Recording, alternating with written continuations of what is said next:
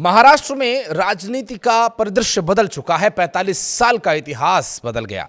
अब भाषाई विवाद से लेकर मौका परस्त होने तक के आरोप चाचा भतीजा और ठाकरे बंधुओं पर लग रहे हैं। इनके हार की 5 बड़ी वजहों की यदि बात करें तो इन वजहों को जानकर आप बहुत आसानी से समझ जाएंगे कि भारतीय जनता पार्टी चुनाव दर चुनाव आखिर यहां मजबूत क्यों हो रही है।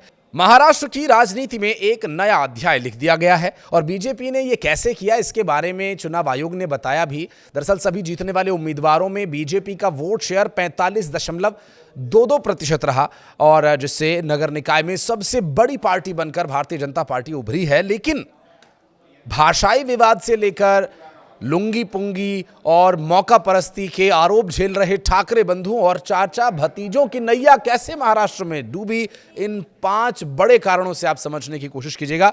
नमस्कार, मैं हूं आशीष त्रिपाठी आपके साथ और महाराष्ट्र के नगर निगम चुनावों में भारतीय जनता पार्टी और उसके गठबंधन वाली पार्टियों यानी महायुति ने एक तरफा जीत हासिल की है। राज्य चुनाव आयुक्त के मुताबिक 29 नगर निगमों की सभी 2869 सीटों का रिजल्ट आया और इसने लोगों को चौंकाया नहीं, क्योंकि लोगों को तो पता ही था ये होने वाला है और एग्जिट पोल में भी ये बातें दावा किया जा रहा था। दरअसल इस चुनाव में बीजेपी ने 1425 सीटें जीती। एकनाथ शिंदे की शिवसेना को 299 और अजीत पवार की नेशनलिस्ट कांग्रेस पार्टी यानी एनसीपी को 167 सीटों पर जीत मिली है। लेकिन क्या आपने ये समझा कि जो 45 साल के इतिहास में नहीं हुआ वो अब कैसे हो गया? चलिए इसी पर बात करेंगे। दरअसल बीजेपी ने विधानसभा चुनाव की तरह ही प्रचंड जीत यहां भी हासिल की और इस जीत के साथ ही महाराष्ट्र की राजनीति को एक नया संदेश भेजा गया। नफरती पॉलिटिक्स नहीं चलेगी। जी हां, और इस नफरती पॉलिटिक्स के हीरो रहे, ब्रांड एम्बेसडर रहे राज ठाकरे निकाय चुनाव में औंधे मुंह धड़ाम हो गए हैं। मन से मुंबई महानगर पालिका में 3 से 4 सीटें ही जीत पाई। मराठी अस्मिता के नाम पर गाली बाजी लुंगी पुंगी करने वाले राज ठाकरे के नफरती पॉलिटिक्स को महाराष्ट्र की जनता ने पूरी तरह से खारिज कर दिया।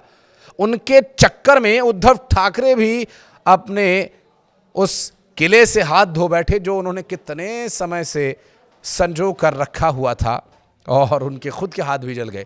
दरअसल बीएमसी की सत्ता 30 साल बाद उद्धव ठाकरे के हाथों से जा रही है। मनसे प्रमुख राज ठाकरे की पहचान महाराष्ट्र की राजनीति में एक नफरती मॉडल के रूप में होती रही है और ये नफरती मॉडल ले डूबा अपने भाई को भी। मराठी अस्मिता के नाम पर गैर मराठियों के साथ मारपीट करना और गालीबाजी करना उनके कार्यकर्ताओं की पहचान भी रही है।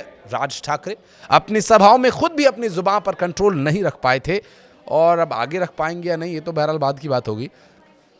लेकिन इस निकाय चुनाव में प्रचार के दौरान उन्होंने कहा था कि यूपी बिहार के लोगों को समझना चाहिए कि हिंदी उनकी भाषा नहीं है।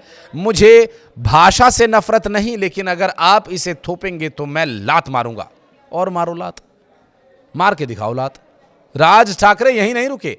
उन्होंने कहा था कि वो चारों तरफ से महाराष्ट्र आ रहे हैं, आपका हिस्सा छीन रहे हैं। अगर आपकी जमीन और भाषा चली गई तो आप खत्म हो जाएंगे। ठाकरे के इस बयान का बहुत विरोध हुआ था।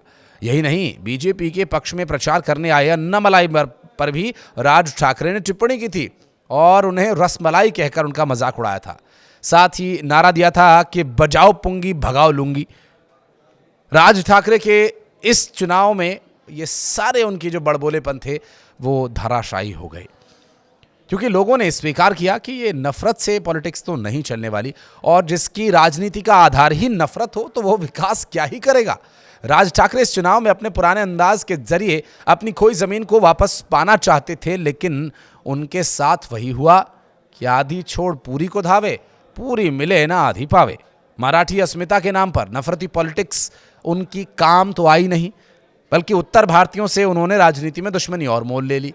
उत्तर से लेकर दक्षिण भारतीयों तक के खिलाफ मराठियों को भड़काने का उनका फॉर्मूला काम आया ही नहीं। महाराष्ट्र की जनता ने विधानसभा चुनाव की तरह ही उन्हें इस बार भी पूरी तरह से खारिज कर दिया। उनके भाई उद्धव ठाकरे जो ठीक ठाक चल रहे थे राजनीति में, उनकी दाल रोटी चल रही थी, उनकी दाल को जलाने और जिस तरह से उनकी रोटी को गिराने का काम उन्होंने किया, अब देखना होगा कि क्या दोनों भाई आगे भी इसी तरह से साथ रह करके मिल करके लुटिया डिबोएंगे महाराष्ट्र की राजनीति की। उद्धव ठाकरे को जो नुकसान हुआ सो अलग, उत्तर भारतीयों के जो उनके वोट थे मुंबई में वो वोटर भी गए। ठाकरे बंधुओं की पूरी राजनीति सिर्फ और सिर्फ मराठी वोटर्स के इर्द गिर्द ही सिमट कर रह गई है। अब मराठी वोटर्स ने भी उनसे अपना मुंह मोड़ लिया, ये बात इस चुनाव में साफ हो भी गई। बीजेपी की राजनीति में जहां ठाकरे बंधुओं को लेकर के या चाचा भतीजे को लेकर के कभी टारगेट नहीं रहा, वो सिर्फ विकास और काम की बात कह करके लोगों के बीच जाते रहे, जिसके लिए एक बड़ा चेहरा बनकर के उभरे महाराष्ट्र के मुख्यमंत्री देवेंद्र फडणवीस ने चुनाव के दौरान ये कहा भी था कि मैं भी मराठी हूं, मैं कोई बाहर से थोड़ी आया हूं, महाराष्ट्र के लोगों के लिए मैं भी लड़ता हूं, नागपुर भी महाराष्ट्र में ही है। एक रिपोर्ट के मुताबिक मुंबई में मराठी वोटर्स की संख्या महज 38% है। इसके बाद वहां की आबादी उत्तर भारतीय, गुजराती और अन्य लोगों की है। राज ठाकरे की नफरती राजनीति के चलते दूसरे वोटर्स इनके साथ कभी जुड़ नहीं पाए। अब इसका नुकसान तो इन्हें हुआ ही। राज ठाकरे की पॉलिटिक्स पर अब बहुत बड़ा ग्रहण भी लग गया है। राज ठाकरे 2005 में मातोश्री छोड़कर चले गए थे। 2006 में उन्होंने अपनी पार्टी बनाई। उनकी पार्टी को शिवसेना का उत्तराधिकारी माना जाता था। निकाय चुनाव से पहले राज ठाकरे ने अपने भाई उद्धव से हाथ मिला लिया था। 2009 में राज ठाकरे की पार्टी को महाराष्ट्र में बड़ी जीत भी मिली थी। उनकी पार्टी के 13 उम्मीदवार चुनाव जीत गए थे, लेकिन उस दौर में उत्तर भारतीयों के खिलाफ खूब हिंसा भी हुई थी। 2012 की नासिक महानगर पालिका में भी राज ठाकरे की महाराष्ट्र नवनिर्माण सेना सबसे बड़ी पार्टी थी। वहीं राज ठाकरे की पार्टी 2009 वाली सफलता को 2014 के विधानसभा चुनाव तक में नहीं दोहरा पाई। उनकी पार्टी से सिर्फ एक विधायक जीता। 2019 में भी यही हश्र हुआ।